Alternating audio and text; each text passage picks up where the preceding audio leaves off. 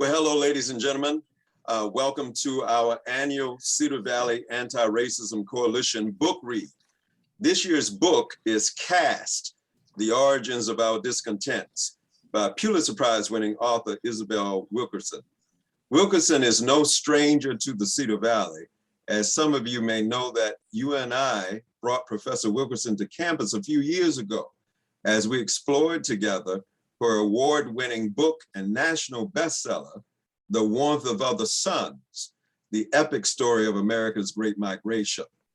And in that book, she chronicles the migration of 6 million people who left down south, moving up north, and many settled right here in the Cedar Valley.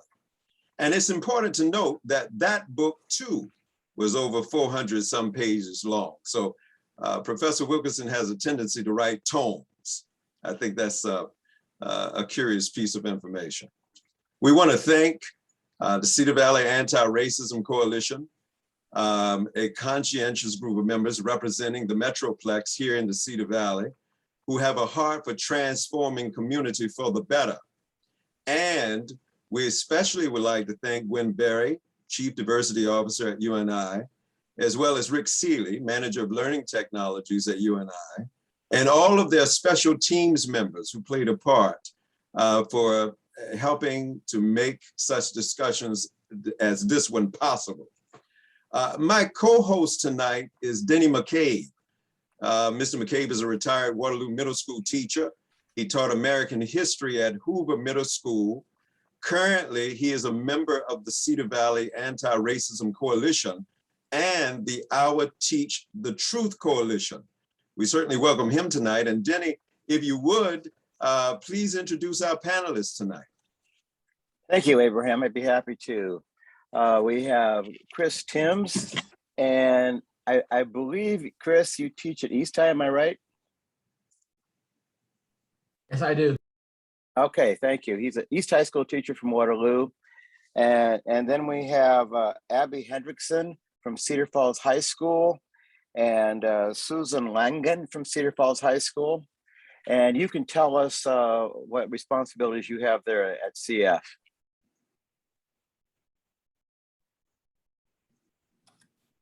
I am the high school librarian at Cedar Falls High School. Previously, I taught high school English and freshman English for 15 years, and then worked in the junior high library as well. So kind of a gamut there.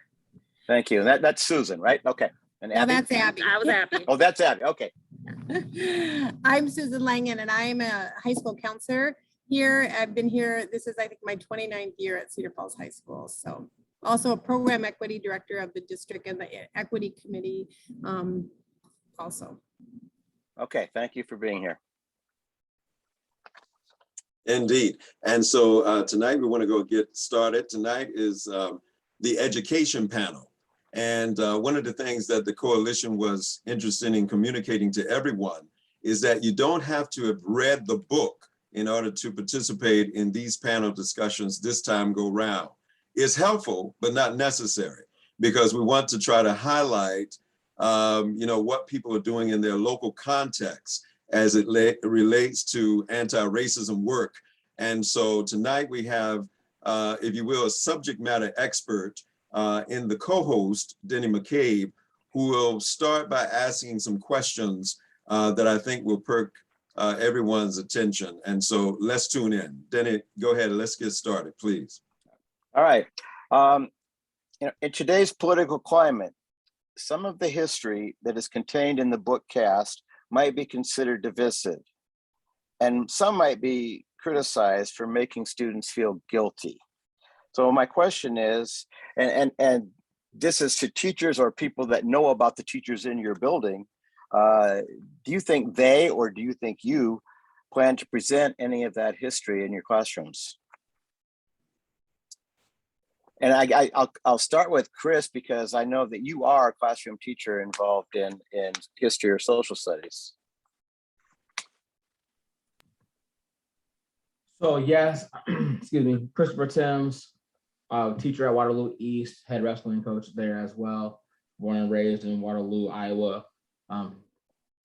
Yes, I would say that absolutely. While I have not read Cast, reading through some of the contents that I've read online has definitely piqued my interest. And I feel that it's very powerful to give our kids as many perspectives as possible when studying the subject of history.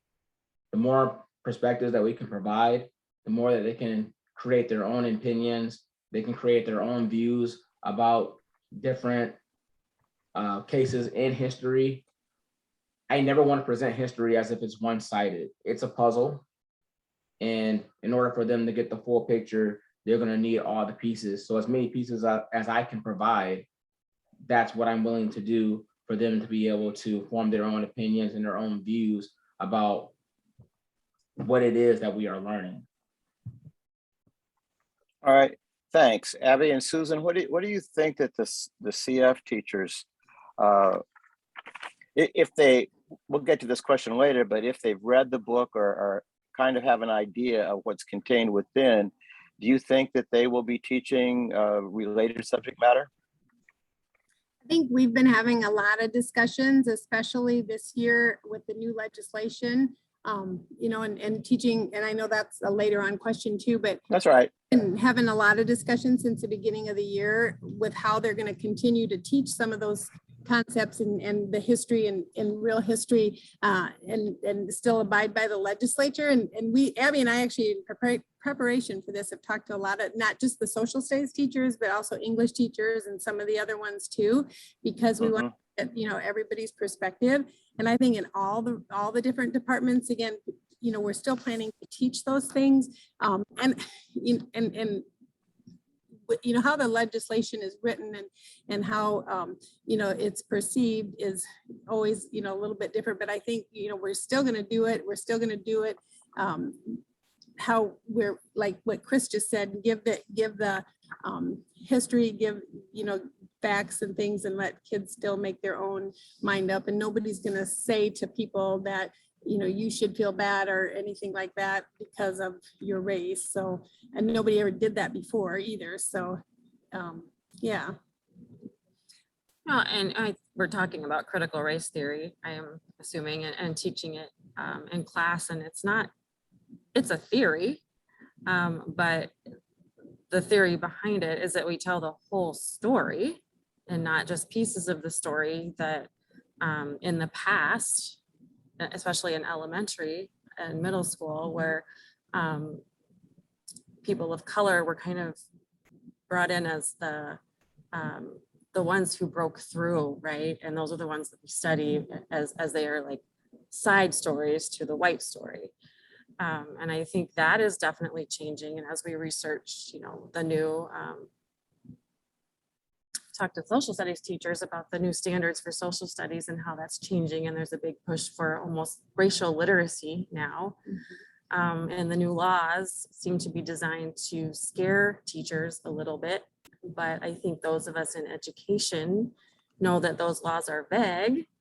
And there are definitely ways to talk about race in your classroom without making students feel bad about themselves. Right, and I just wanted to comment very briefly that as a human rights worker and as a minister in the area for some time, when we engage in anti-racism work, nobody conscientiously ever raised, you know, this notion of critical race theory. We were always focused on, quite frankly, just representing history as we understand it, as we were taught. And so this fixation on critical race theory is a distraction. And obviously, many of us believe that it's designed simply to continue to divide and conquer. But it's just an interesting development. It is. Chris, anything to add to that before we go on? Yes, I'm glad that Minister Funcha has brought that up, because the more that I think about critical race theory, and being born and raised in Waterloo, we have a very diverse population here in Waterloo. It seems that as the social political climate started to shift and change within our nation, all of a sudden, this word of critical race theory came about. And what we are seeking to teach and we're talking about the oppression of people through state laws and federal laws, that's not theory, that's fact. Plessy versus Ferguson isn't a theory, that's a fact. The Right. Supreme Court mandated that as long as the facilities were separate, or assuming as long as the facilities were equal, that they could be separate, but they were never equal. There was never any intention to make them equal. That's not a theory, that's a fact. And I feel that some person or group of people put critical race theory out there as if what we're teaching and what we're attempting to try to help students understand is, well, it's just a theory. It's not. It's like gravity. You throw the ball up, it goes down. Yeah. We have the history, we have the sources, we have the primary sources that we can always look back to that shows us that this is in fact truth. And I think that's been misconstrued. And there's a lot of outside noise that has helped to misconstrue what is truth and has tried to paint this picture that it's not truth, it's theory. I agree. And I don't, when I said it's a theory, I meant it's a theory. It's backed up by exactly so much fact, but it's not a curriculum. It's not a curriculum. It is something that if you present the facts to the kids in any other area of your curriculum where they are very relevant and important, they can draw their conclusions on their own and come to the same truth. So yes, I hope I didn't come off as saying it's a theory. And Not at all.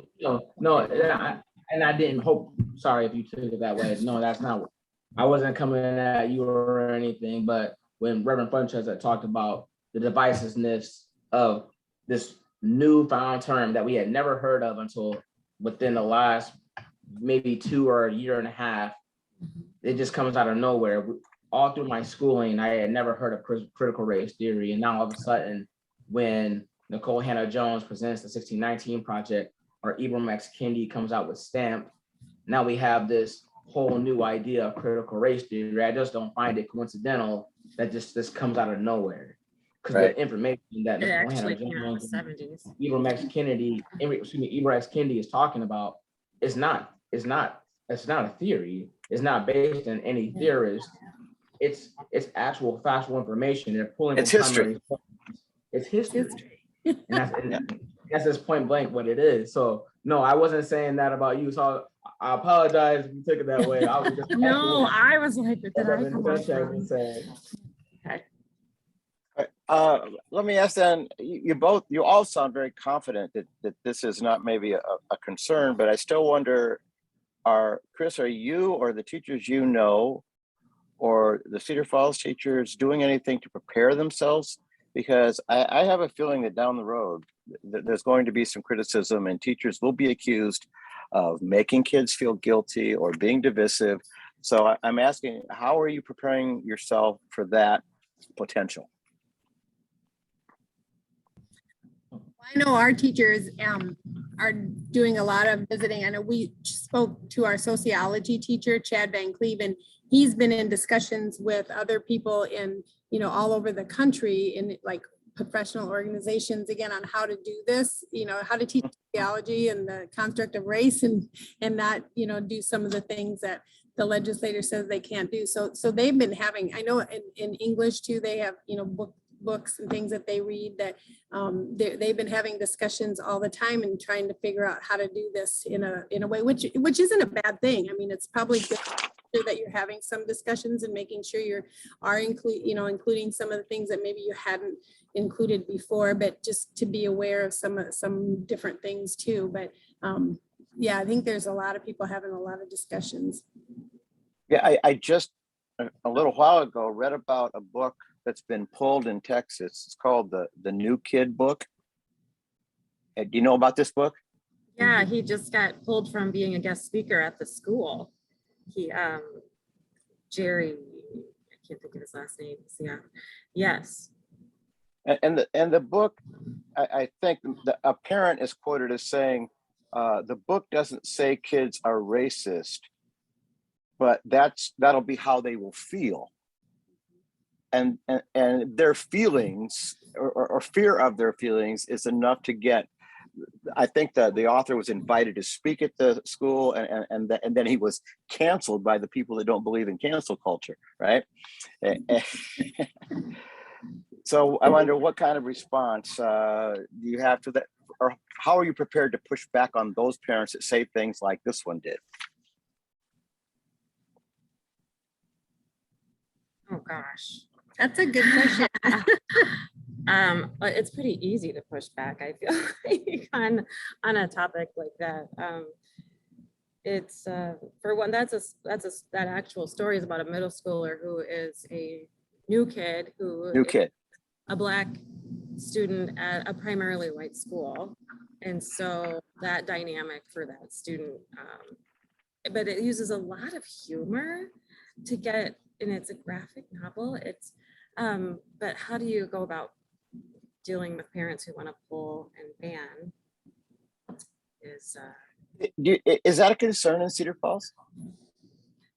I think so. I think, again, having conversations with them and I think we always have had teachers who have heard back from from parents already, even just in things that they've taught the last few years, that especially like Chad was saying in sociology class, when he does a whole chapter on race, and he'll get emails sometimes from parents saying, why are you spending so much time on race? So, I think, again, explaining things to parents, making sure that you have your, everything in a row while you're, doing the things that you're doing. And that's part of the, curriculum. It's part of things that, are a part of standards and things like that. It will, hopefully they'll understand, but like you said, I think we're going to get it regardless. It makes me sad that that was a quick decision. I mean, there are procedures in place for situations like that, and discussions to be had, and a board to be, there should be a committee in place for all of that. And,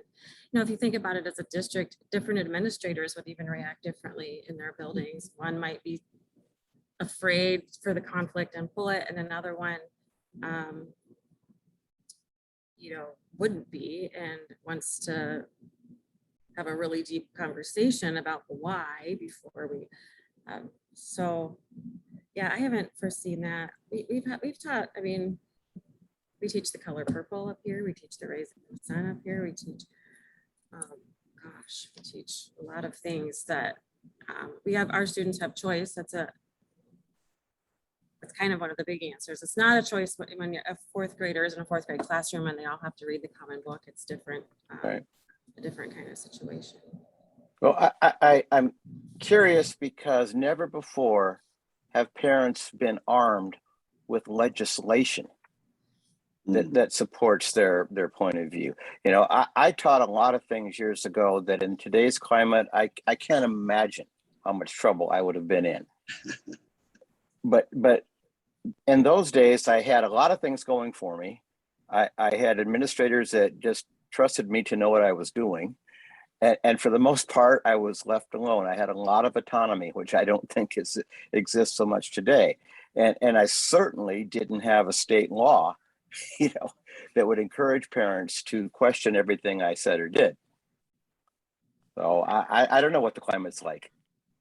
Well, and that's one of the things too, though, is just that how do you monitor that? And now that was part of the problem with the legislation, is there was nothing to, there's no accountability. If they do it, what are you going to report to the Department of Education, or who are you going to report it to? So there's a lot of things that still need to be, figured out on that end too. Right, they don't have it all. Go ahead, Abraham. Yeah, well, no, interestingly enough, I just thought that Isabel Wilkerson offers perhaps a viable solution. She posits in her writing, especially around page 70 in the book, that racism tends to deal with feelings, but caste deals with position, and caste precedes race, which is a social construct. It's not based on biology or anything like that. It's a political construct. I wonder what would happen if teachers in Waterloo and Cedar Falls were to put more emphasis on caste, to say that you were born in a caste system. You are part of a social pyramid. You are a part of a pecking order, and it has nothing to do with what one feels. It's just the way it is that's been ingrained in the American psyche that started not with the Mayflower, but the white lion that came in 1619. What do you think about that? So in Waterloo, we just got back teaching African American history. This is my second year teaching the class, and we had the curriculum. We do use the 1619 project as a supplemental text, and we have talked about some of the things that you just brought up, Minister Funches, not explicitly about a caste system, but we talked about the conversations that we've had with Socratic Seminar and whatnot have been based around there can be individual acts of racism. Somebody calls you a racial slur, or someone beats you up for doing a sit-in at the lunch counter. But it's really the laws and the policies that are put in place at the state and the federal level that create that system.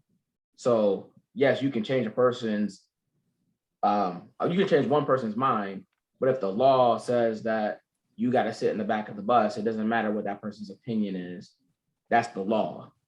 You can be a white person and be empathetic towards the Black struggle and what they're dealing with. But if that's what the law states in Mississippi or Alabama, that is the law. So the only way you change that is by changing the law. So while we have not directly touched on that this is a caste system, that this was created to basically create a pyramid with Black and brown people in many regards being at the bottom, that's kind of the conversations that we've talked about.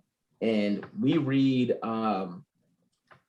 Howard Zinn's Young People's History of the United States, and we also, we do that in U.S. history. And then in my Black history class, we read Stamped. We go through a few chapters, and in both of those books, Bacon's Rebellion is talked about.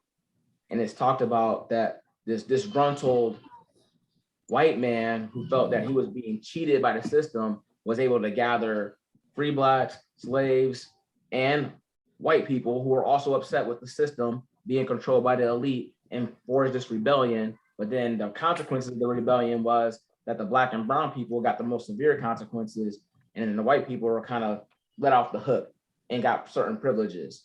That's the caste system taking place right there, is that even though we're in the same place, we once understood that once those in power created a system that made white people who are also in the same shoes feel as if they were better, that creates that caste.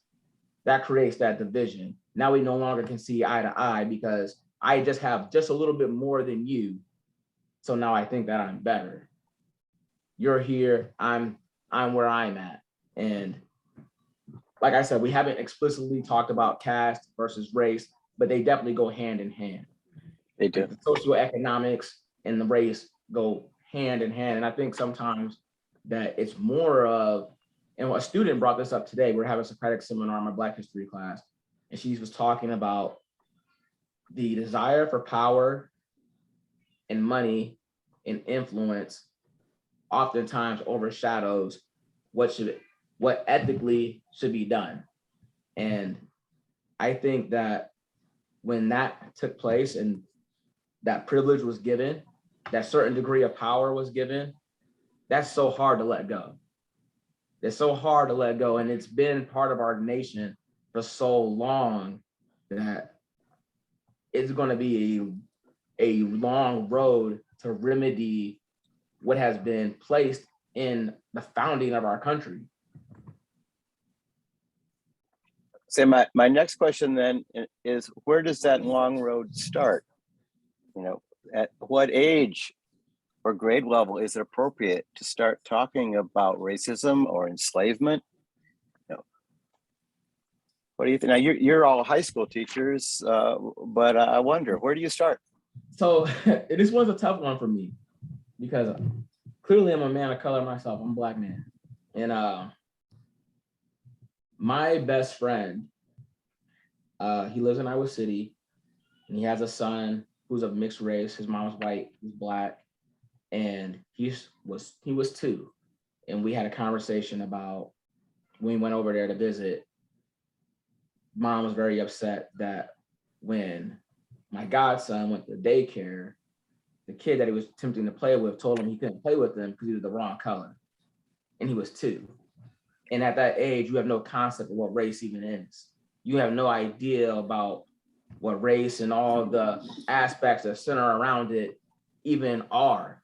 So I have a hard time thinking that talking about race with a first grader or second grader or third grader, that might be a difficult concept to understand because they might not even understand that there's a perceived difference. You know, clearly biologically, there's no difference. That's science. But socially, there's this perceived notion that there is a difference, and kids don't really get that. So if that's not being presented in the home, me personally, I feel sort of uncomfortable with teaching a kid for their very first time. They come home and they're like, "Dad, I'm Black, or I'm Mexican. What does that mean?" Let's Mom, let Abby jump in here too. Those yeah, are great go comments. ahead. I can't speak from, well, when my son was in first grade, he came home during the month of February and learned all about Martin Luther King. It was a picture book, a beautiful picture book about Martin Luther King, but about the injustices done. And he was very sad and trying to communicate with me. And it ended up that he wanted Martin Luther King to be his brother and to come home with him after school. And it was really beautiful. But these tears, instead of, oh my gosh, this is too young, what have they done to my child? I'm thinking, yay, my child has empathy. This is beautiful. And yes, we should be sad. And he's not sad because his skin is white. He's sad because he's a human. And these were horrible things done to other humans. And was very, very proud of this story about somebody who stood up for, I mean, this is at what, 6, 7? And so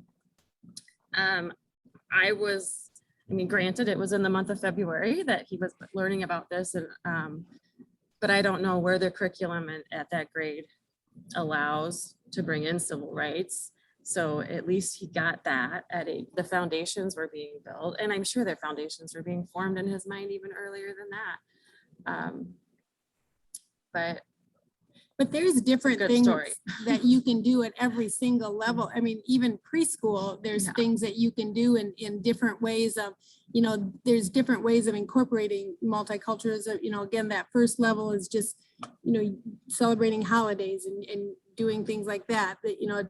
Deeper levels are making sure you're incorporating and using examples of even just using examples of names from different cultures instead of always using the same names of white people. If in your bath story problems and different things like that in your examples, and then obviously then you can still incorporate things that will teach kids things even in kindergarten that you value, how you value people and the differences and respect the differences and things like that. So even though it might not be exactly teaching some of the concepts, you still can teach things that will help people understand, or little kids understand. Because you're right. I mean, Chris, sometimes kindergarten's too late. Sometimes those kids already come with their minds things that they hear from home that are not appropriate, and they don't get that that's not okay to share at school. No, I just Right, wanted so- to say, so Jenny, if you're, if Go I ahead. can interject right here, Sure. just on that notion of learning early, I just want you to know that early on when I was growing up, I was taught that I had to be twice as good as my white counterparts. And so there were certain things ingrained into me at an early age in order to make me competitive and prepared out here in a racist construct that, clearly, according to Wilkerson, is interwoven with caste.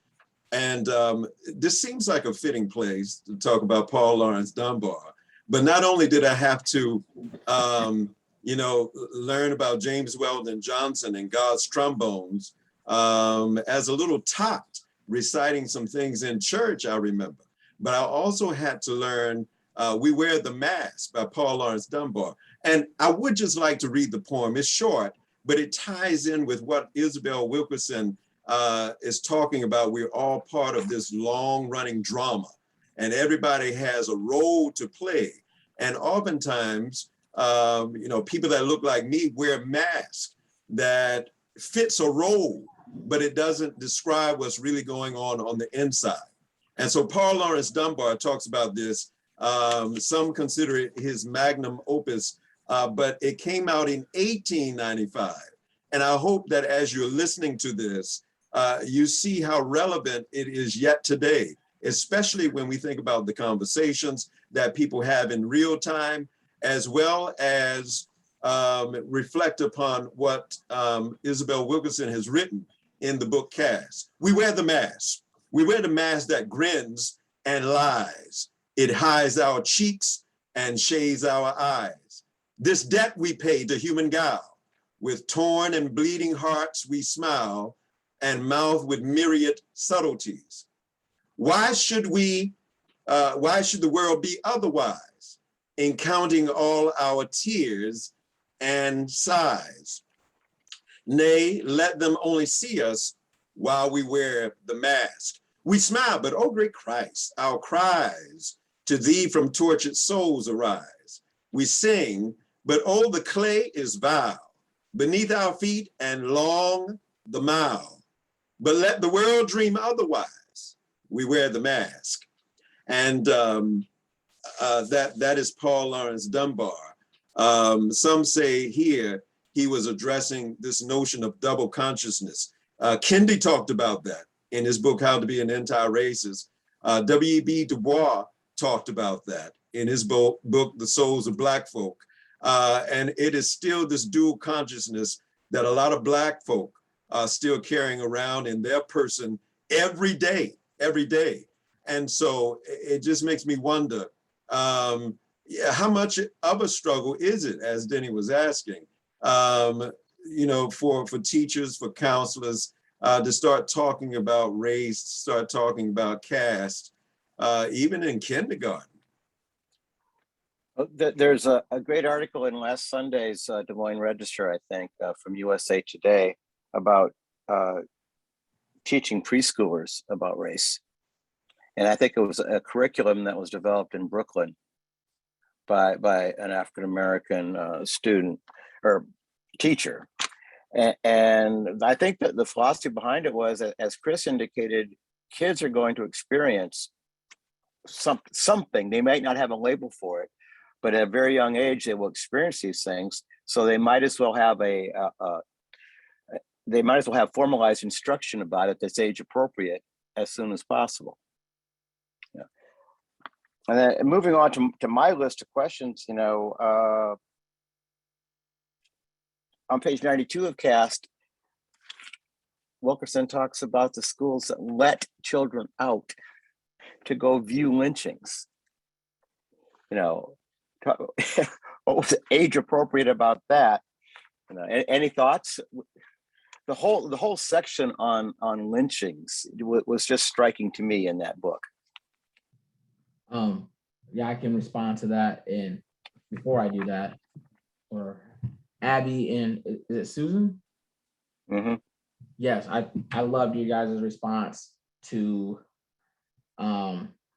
teaching about race at a young age, and also to echo Mr. McCabe, if it's age appropriate, absolutely, like scaffolding it and giving those kids for where they're at with their maturity, and then building upon that as they continue to go through their schooling. I think that would be powerful. So thank you for shedding light on that. As far as the lynchings go, like I said, I have not read Caste, but it's definitely on my book list now. But I have done quite a bit of looking into lynchings through my schooling career, through taking Black history with the late Dr. John Baskerville at UNI. He was a great bass player too. Absolutely, very good. I talk about it with my kids, whether they're in my Black history class, which is mainly upperclassmen, or my US history class. We at some point will discuss lynchings. Do I traumatize them by showing them tons of photographs of lynchings? Absolutely not, because some of them are traumatizing and hard for me to even look at. But I do try to find at least one that may send the message and paint the picture, because I feel like if I describe it with my words, you don't understand. But if I can show you that this is not just, it's a photograph. Someone sat there and watched a person be brutalized and mutilated, and they photographed it, and then people stood there and posed as if it was a 13 point buck deer.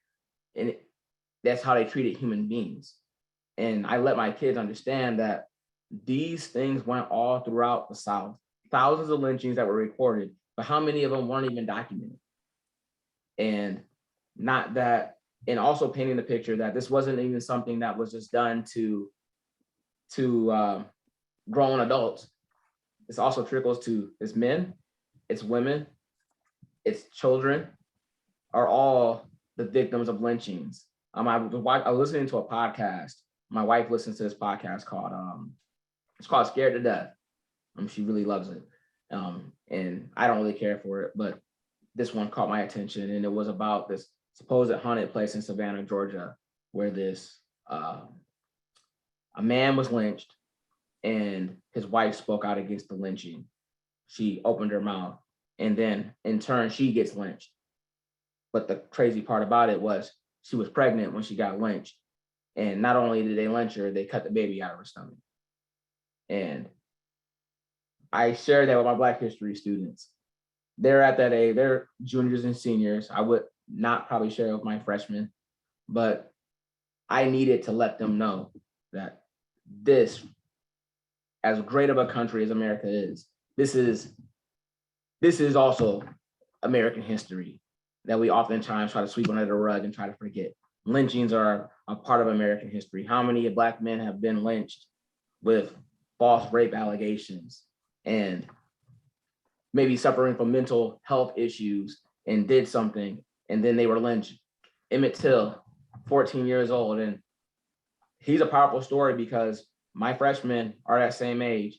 And so they think that it's so detached from them because the pictures are black and white. They think it's such a long time ago. But when I tell them, I said, how old are you? Oh, I'm 14. So was he. And two grown men brutalized this young boy, took him from his home and left him for dead.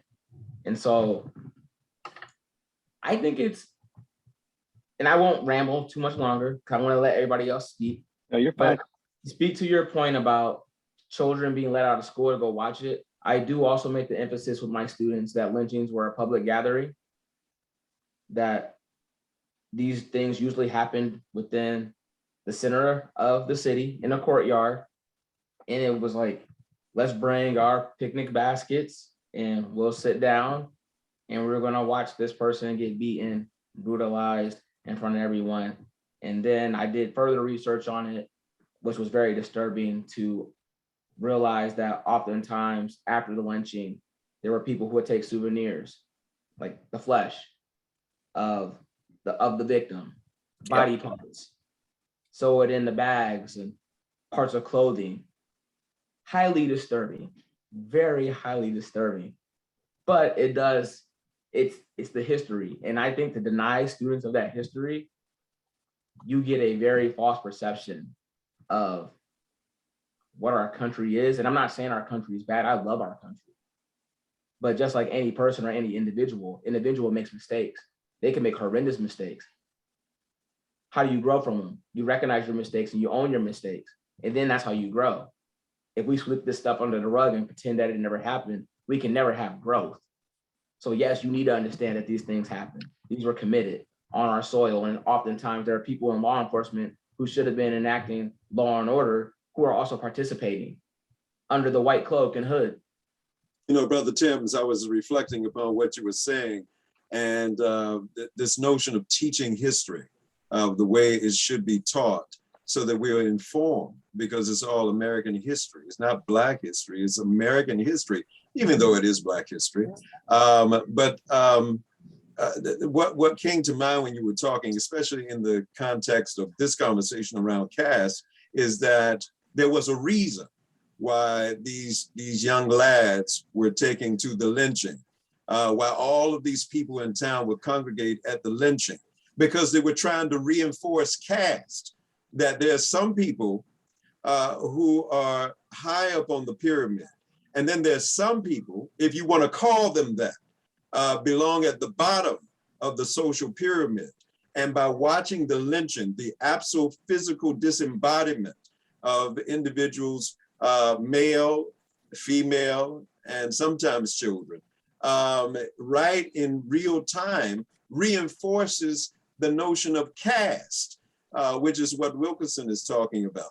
And like you said, if we don't teach the reality, the social political reality of lynching to our students all over this land, then we get confused when we hear a conservative justice like Clarence Thomas talk about how he underwent a high-tech lynching when he was trying to attack another Black woman.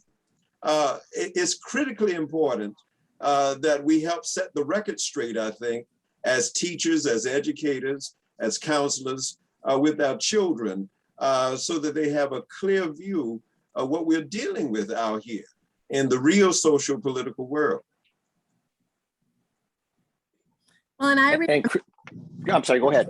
what, when going through the 1619 project last spring with the group and listening to those stories from the 1619 project and thinking to myself, if some of our students heard this history and maybe really, thought about it and discussed it, they would have more empathy and more realistic view of why, things are the way they are. And maybe there wouldn't be as much, division. And I know that's maybe sounds a little bit Pollyanna, but I think, again, if they had more realistic history and talked about like what you just talked about, Chris, holy cow, that's crazy for flesh to be taken away as souvenirs. And if that was taught starting developmentally at that, right, at the ages that they can discuss that, I think it could be so much better in our whole world, our whole society. If it's not swept under the rug. And that's what the Iowa legislature and legislatures all around the country are attempting to do, is sweep it under the rug. And a lot of it has been swept under the rug for a very long time. I attended those 1619 Zoom meetings too. And the recurring theme that I tell people about all the time, it didn't matter what age the participant was. The theme that kept coming back to me is, I never knew that. I never heard that. Why didn't they teach us this in school? And there's been so much that's been under that proverbial rug for such a long time. And now to have people even increase the efforts of that sweeping, it's frightening. It is. I'm finding it interesting. I'm sitting here processing. And, part of the book cast was how the Nazis drew some of their ideas on how to structure their caste system from us. Yet, and I don't know, I'm thinking of my kids' education and maybe my own too, and how all those atrocities that you were talking about, Chris, in my mind, I was thinking of the Jews in the Holocaust, because we learned more about that piece of history than our own. Yep. And they're so paralleled, but why is it? And our students, sixth graders used to, I think the curriculum has changed, do a huge Holocaust World War II unit, and they dug really, really deep, and we couldn't keep enough books on our shelves, historical fiction in the library, and nonfiction, because these kids were it was kind of a dystopian society to them. It was removed, but why isn't that same curiosity or that, or it just kind of was blowing me away while we were talking about that. Why did we learn more about? And I'm curious to know how the German kids over in Germany, what are they learning about their own history as well? There's have you heard of the Facing History and Facing Ourselves? It's a huge history project if you look online, but it's called Facing History, Facing Ourselves. And they have amazing, there's a Holocaust unit in there, but it draws on a lot of empathy and looking at humanity, but yeah, why aren't the kids, do they not Is it because it's too close to home? It's our own history that makes it too difficult for them to want to, or has it just not been introduced to them? If I might interject for a quick Oh, second, I just want sorry, to. Still, I'm Sorry, sorry. I just kind of want to interject for a second, though, that obviously we've always been taught to, and I'm sure Wilkerson brings this up in her writings, that typically when there is advancement or progress made by those who are stepping outside of their assigned positions when it comes to caste, there's typically a white backlash, because the understanding is from the early imprint, since the white lion first made it to the shores of what we now know as America, people are supposed to be in their places. One of the beautiful things that we learned from Kara Anderson, someone else that Gwen Berry helped bring to you and I incidentally, is that she entitled the book White Rage, that the experience is not so much that people are filled with empathy and understanding, necessarily when they see these kinds of things. Actually, counterintuitively, there's a rage associated with the idea that anybody is jumping out of their assigned position in the play. You're not playing your part correctly. And so in order to make sure that caste is not disturbed, people engage in what Kara Anderson referred to as a white rage. So, it plays on the idea that people always like to talk about Black people engaging in Black rage. Obviously, James Baldwin talked about being Black in America is to be in a rage almost all of the time. But Kara Anderson turns that on his head and said that the reason Black people are in a Black rage all the time is because white people engage in a white rage all the time, because they don't want to see people, to play on what Wilkerson is talking about, jumping out of their position in this great long-standing drama that has already been developed for all of us. How would you respond to that? Do you think that what I'm saying has any semblance of truth to it? I would like to speak to that, but first I would like to address the comments that were made before. And as far as, because I've thought about it numerous times, and this is a Timism. So it's a Timism. Timism. Duly noted. The Timism. And I think that it's easier for us as Americans to look at what happened during World War II with the Nazis and the Jews, because we paint ourselves to be the hero in that narrative. We come to save the day. But when slavery is going on and oppression is going on, Jim Crow laws are going on, Black codes, lynchings, we're the villain. There's no out in that. There was no Superman didn't come save Black people. He definitely wasn't white. He or she, they were Black. It was Black people with white people who were advocates fighting to change laws. So I think it's easier to discuss a subject like the Holocaust when we can say, well, we went in after Pearl Harbor and this is what we did. When it comes to oppression of Black and brown people, whether it be Indigenous Americans, Black people, our Latinx brothers and sisters at the southern border, many times in certain aspects, we are the villain. Westward expansion, the United States is the villain. Trail of Tears, you're the villain. Slavery, you're the villain. Chinese Exclusion Act, you're definitely the villain. Japanese internment camps, the villain. And so yes, it's just like human nature to, I'm going to point out all the trash in your yard and totally ignore what's in mine. It's like, oh my gosh, look at that person's yard. And I have not addressed what's in mine. And to speak to Reverend Funchez's point that you brought up, I think there's a great point. I don't know if it's 100% fact, but I do feel that I've seen it, at least subjectively in my life, the white rage, because my students, like I said, we just engaged in a Socratic seminar today. And in Black history, we were talking about that it seems that no matter how Black people protest against oppression, it's never right. And it's always met with violence. We watched, I actually got my hands on Eyes on the Prize. And we watched the episode about the creation of the Congress for Racial Equality and the Student Nonviolent Coordinating Committee, and how they went and did the sit-ins at the lunch counters and the freedom rides, and how peacefully protesting, it was met with violence. It was met with death. Who has the rage here in this narrative?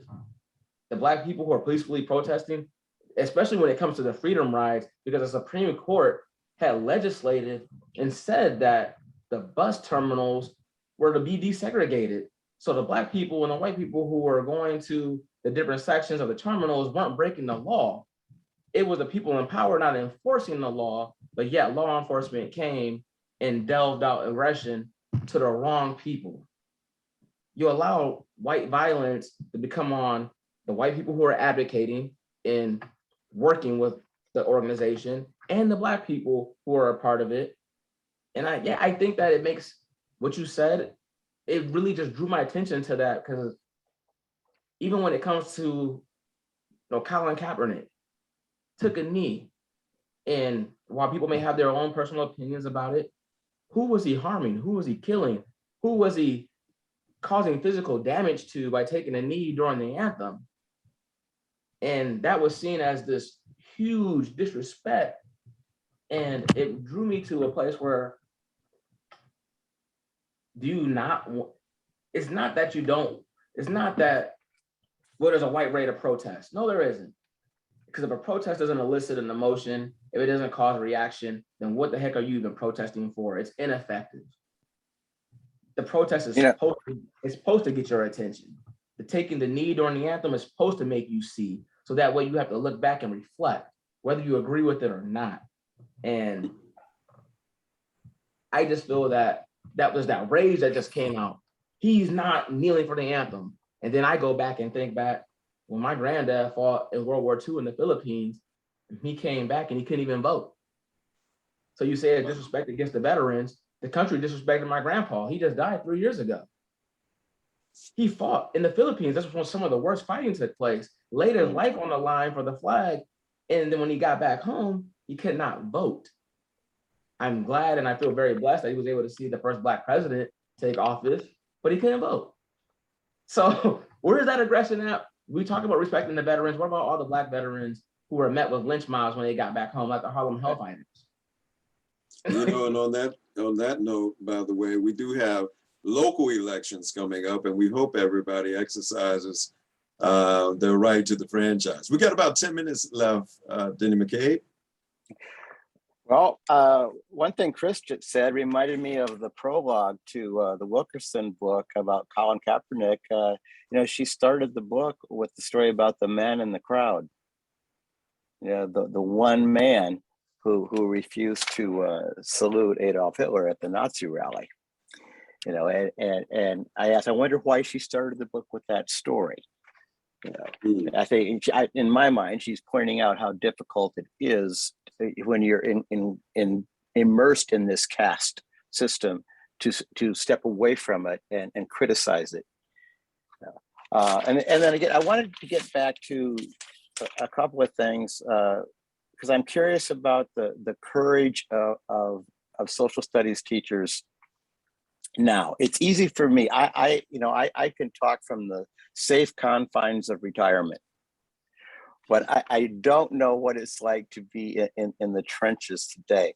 But I wondered about two things that are on that list of questions, and that's about if you're a high school teacher that teaches World War II, I know it would never have occurred to me or to the teachers I had to interject that information that she presented about Jim Crow almost being a model for the Nazis.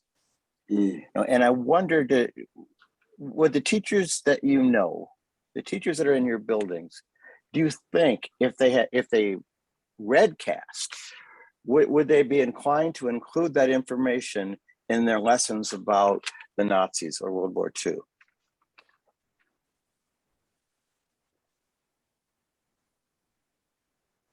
Well, maybe we'll call on Abby. Abby's smiling. I feel like we have teachers who, I mean, I feel, who don't mind telling the whole story. I mean, if they, the more you know, the more you know. And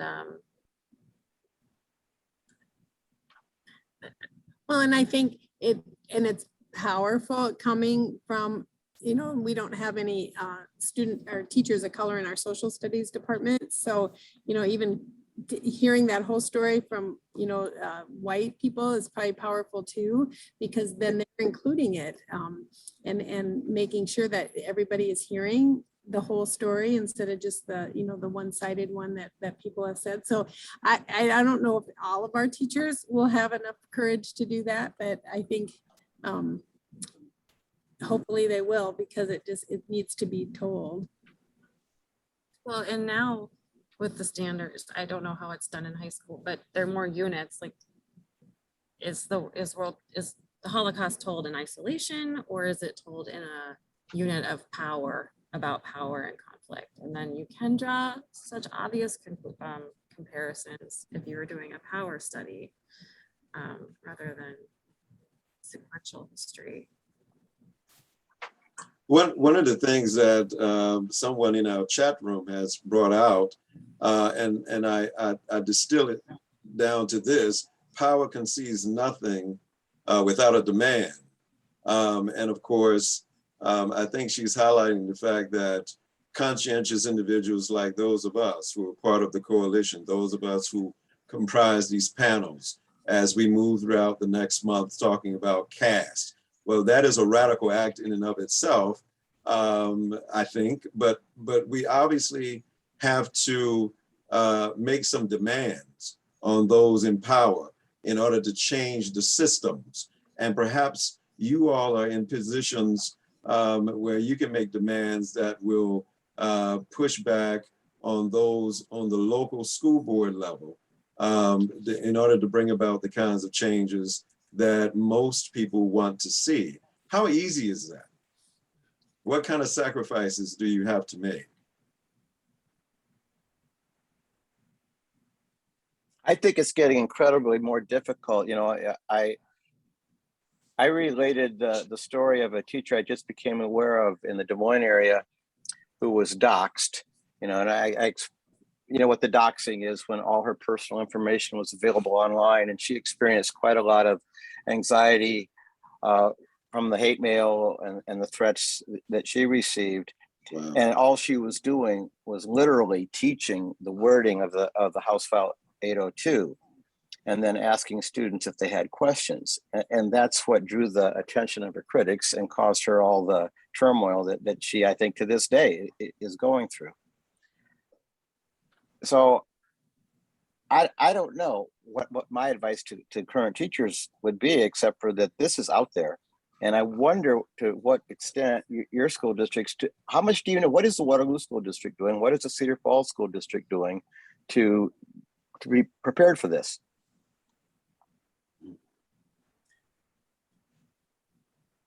We've got about 3 minutes left. To be prepared for backlash? Yeah. I don't know that we're front loading more about being Brother Timms, have you given that much thought? Yes, from a district standpoint, we've been doing some professional development centered around equity, but as far as specifically talking about how to respond to backlash that may come from parents and everything, I did talk to our curriculum director about it as we were trying to streamline and center our pacing guide for the Black History class. And I just asked a question because I'm a proactive person. I definitely don't want to be caught off guard. I just said, so what are we going to do if we get flagged by the state or if a parent complains? And we just had a conversation of, if we're meeting the standards, if we have our essential questions online, then there's nothing that can be said. If it meets the Iowa standard, we're going to roll with it. We're not teaching anything that isn't a part of the curriculum. We're not bringing anything from the outside and just throwing it in there and trying to catch kids off guard or parents off guard. Everything that we're teaching is the history, and it ties into the standards. And if it ties into the state standards, then we'll be fine. And I was told that that's not my battle to fight. That's hers. That's the district's battle to fight. And so I can appreciate that. Personally, I'm a type of person where my morals and my ethics is how I operate. And if I'm going to die on a sword, I'll rather die on my morals and ethics than be a coward and cower in the face of opposition because you feel that I'm doing is wrong. You may think that what I'm doing is wrong, but that doesn't always mean the case. Just because I can't remember how the quote goes, but just because everybody believes that it's right doesn't mean that it is. Yeah. There's probably quite a few people throughout the South and throughout the whole country who believe that segregation was right, but it wasn't. And we gotta, all good things must come to an end. We have about maybe 1 or 2 minutes left. But Susan, maybe we should go to you as counselor. Backlash. And what happens when a colleague of mine shared with us that you have some people in the state legislature that are asking you to quantify diversity, which probably highlights, quite frankly, as Isabel Wilkerson stated in her book, the absurdity of race, because it is a social construct after all. But how do you deal with the backlash, a white rage perhaps, since we're talking about where you work in Cedar Falls, that says, how are you going to quantify diversity? Why are you teaching this to my children? How are you going to make sense of what's truly American and what's perhaps just a brainchild of somebody who wants to inject something that may not be considered American history? Well, how do you respond to that?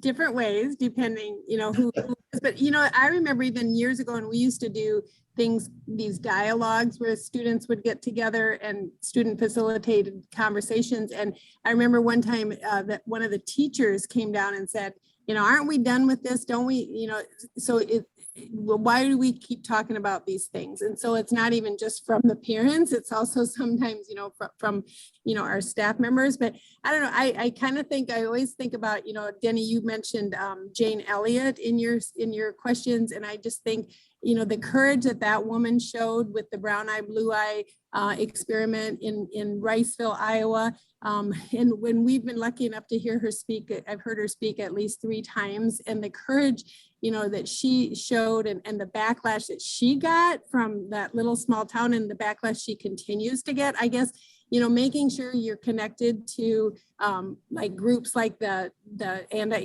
group that's hosting this and making sure you're connected to people who do support you and give you the knowledge and the background that you need is so critical when you're trying to tell these parents or anybody who's questioning you, why you're doing this and hearing people's stories and making sure you're sharing with them, this is why we need to do this.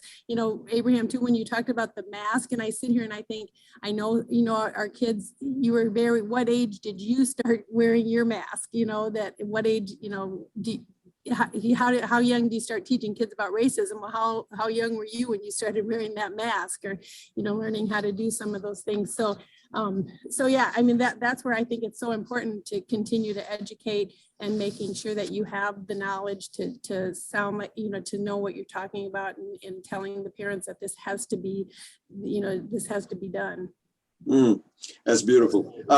30 seconds, Denny McCabe, you got any final words that you want to give? Well, I could talk for 30 minutes about Jane Elliott, but she is my inspiration. I met with her one morning about a month ago, all morning at her house. And all I can tell you is she is a force of nature. She's 87 years old. And we've communicated a bit on Facebook. And she said, "You're not a retired teacher. You're a lifelong educator. That never ceases." So I'm taking that as inspiration to be involved in these kind of activities. And thank you all for participating with us. Wow, the struggle continues. We want to thank Denny McCabe. We want to thank Abby Hendrickson and Susan Langan and my brother, Chris Timms. Until next time, please read the book if you can. The next panel discussion will deal with some social scientists, and we will ask them about their reflections upon the work of Caste, written by Pulitzer Prize winning author Isabel Wilkerson. Thank you so much for tuning in. Have a good night. Thank you. guys. Bye. Thank you. Hang on just a second.